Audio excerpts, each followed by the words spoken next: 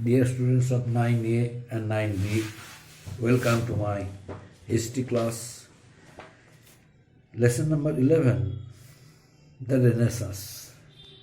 Today's points, as mentioned, the age of discovery, fall of Constantinople, leading role of the explorers, factors leading to the voyages, and last point, famous explorers. First point, age of discovery.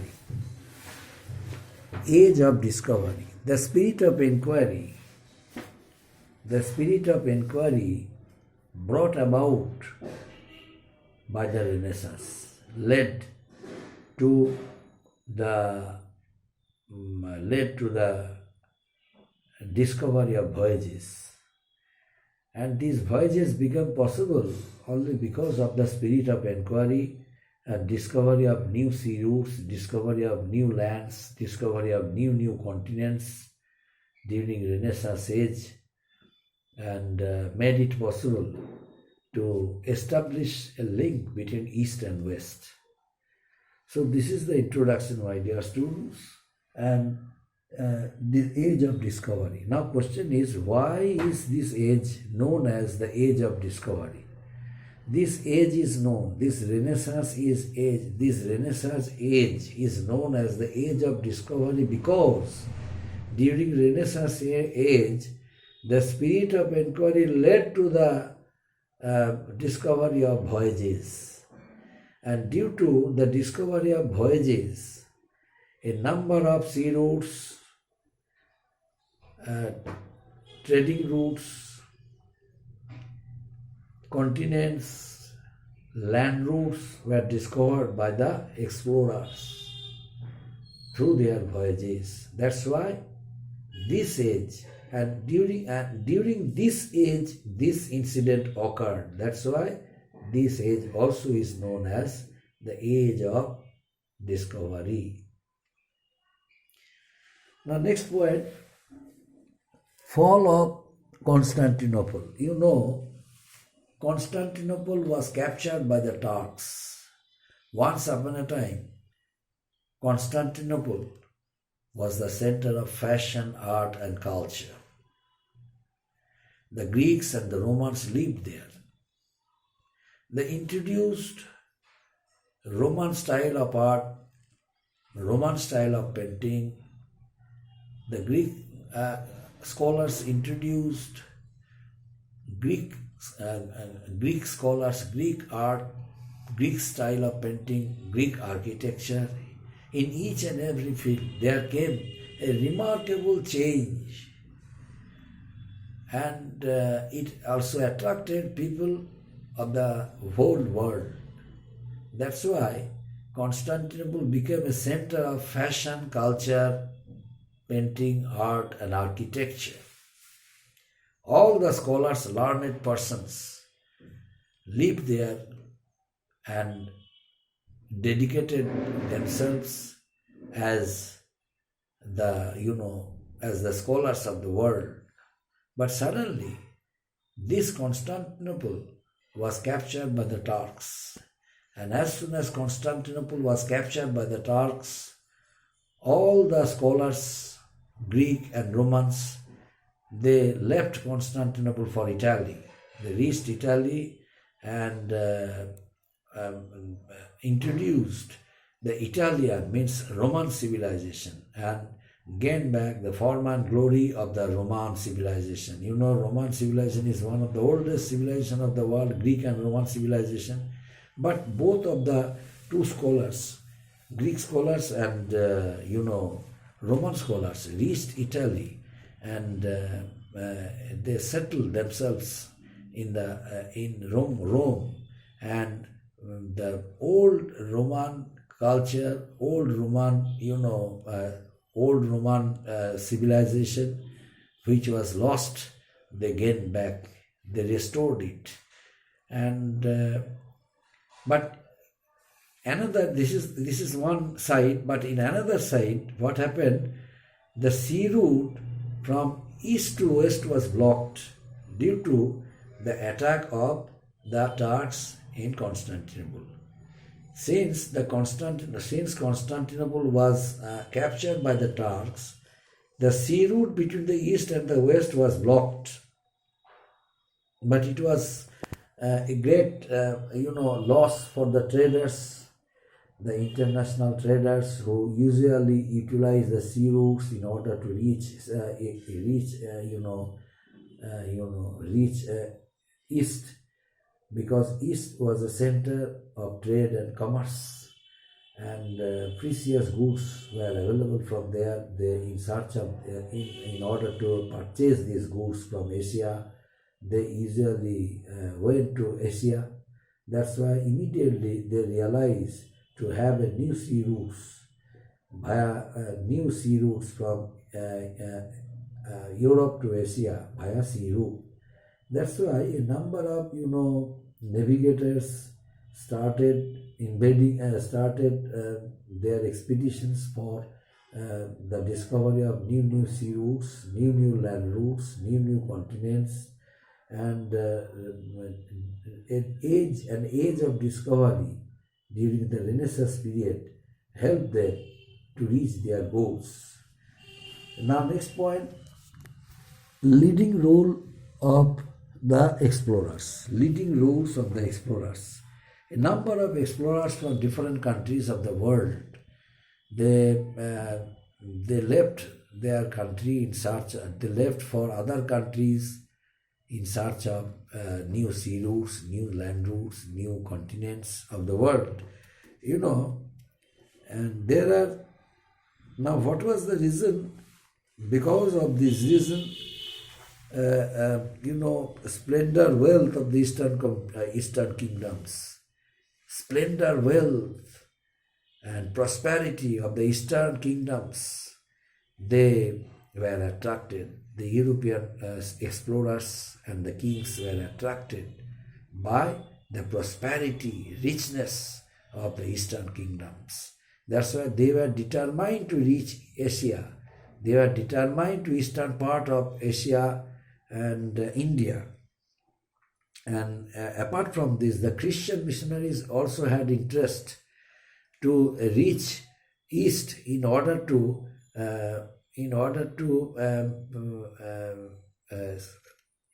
make the Indian people, in order to convert them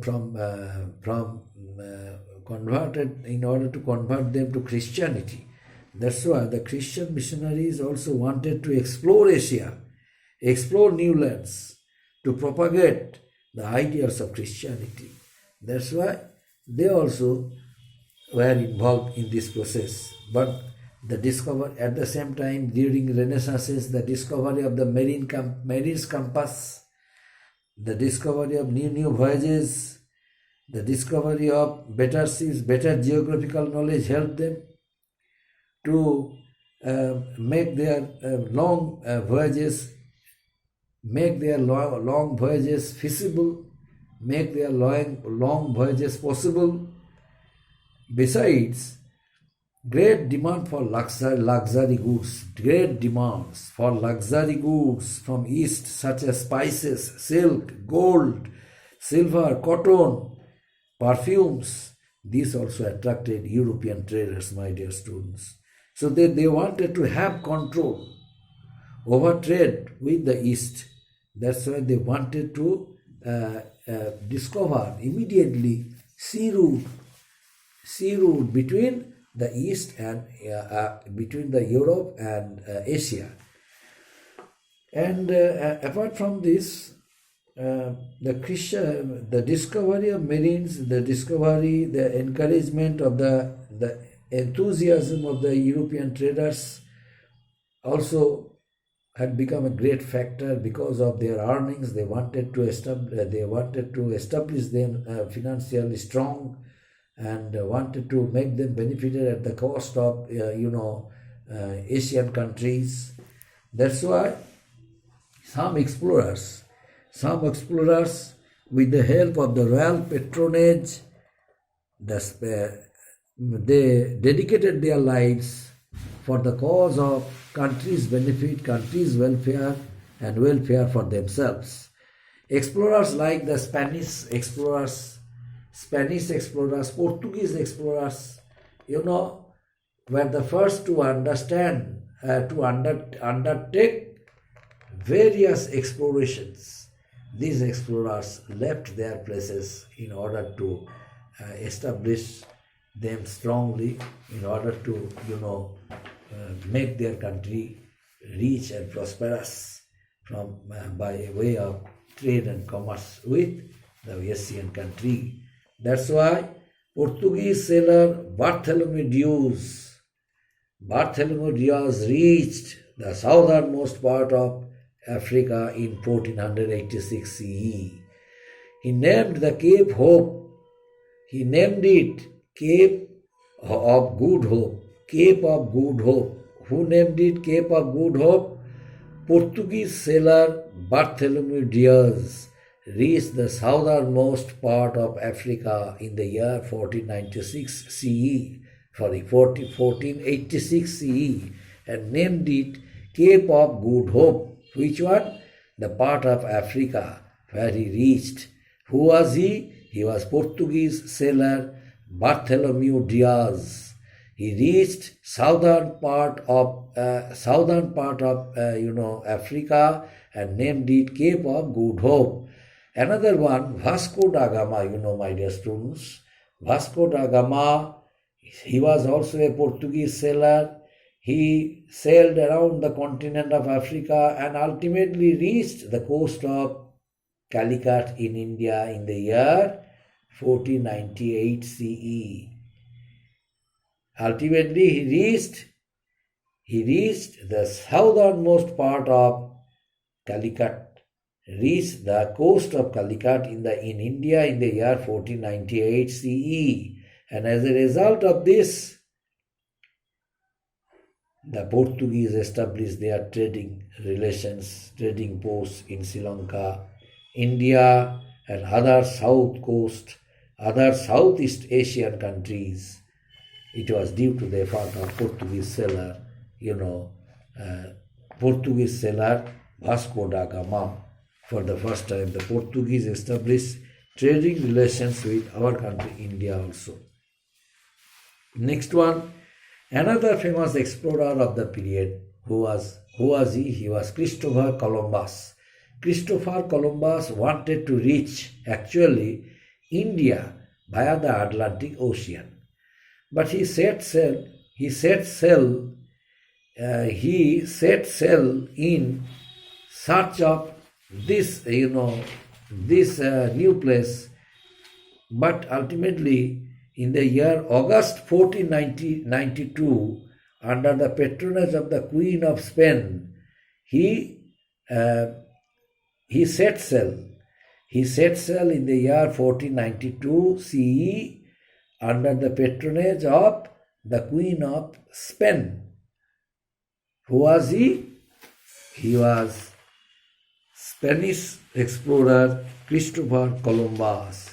Christopher Columbus reached ultimately islands along the continent of America. And this was the first time the Europeans became aware of the existence of America, of the New World. For the first time, the Europeans came to know about the existence of a new world, America. And afterwards, Italian sailor Amerigo Vespucci went and reached the continent of America. And the name of America comes from his name, Amerigo Vespucci, who, went and reached the continent of America further after Christopher Columbus. So in the name of Amerigo, this name America came. Now, the Portuguese sailor, Ferdinand Magellan, another Portuguese sailor, Ferdinand Magellan, for the first time made the voyage around the world, and he started his journey in 1519 CE across the Atlantic Ocean, went around the southern tip of South America and reached the Pacific Ocean. He landed in the Philippines, where he was killed By whom? By a native in 1521 CE. Who was he? He was Ferdinand Magellan. Ferdinand Magellan belonged to Portugal. He also started his voyage around the world, and he started his journey in 1519 CE, crossed the Atlantic Ocean, and went around the southern tip of South America and reached the Pacific Ocean. But ultimately he landed in Philippines and was killed by a native in the year 1521 CE. Who was he? He was Ferdinand Magellan. Now there is a rumor about his assassination. A native who was with him was his competitor. That very native wanted to make his name as the first who reached the Southern America and ultimately landed Philippines. But it was due to his will that very person, Ferdinand Magellan, felt disturbed, and that's why Ferdinand Magellan made a plotted conspiracy to kill his native. And on hearing the news of being killed by Ferdinand Magellan, his native took that opportunity when he was sleeping in his tent and killed him.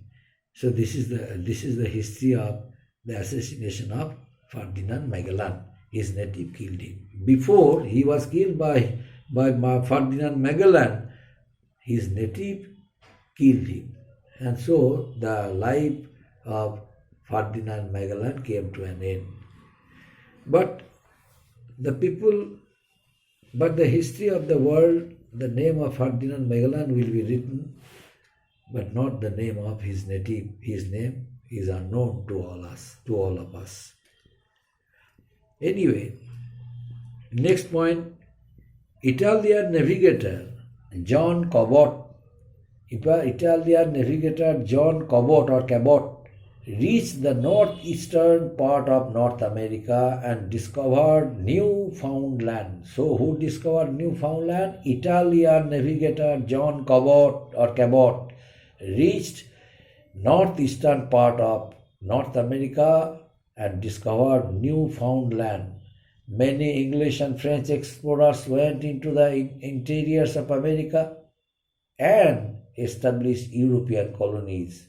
It is due to the effort of John Cabot, the other French and English colonists came to know about the new areas of North America where huge industrial resources were there. So they wanted to make this place as industrial towns, and that's why French and English explorers reached there. So the French and English explorers went into the interiors of Northern America in order to establish their colonies there. Now, next one, these voyages of discovery. What happened to these voyages of discovery? Famous explorers. I discuss about the famous explorers. Who were they?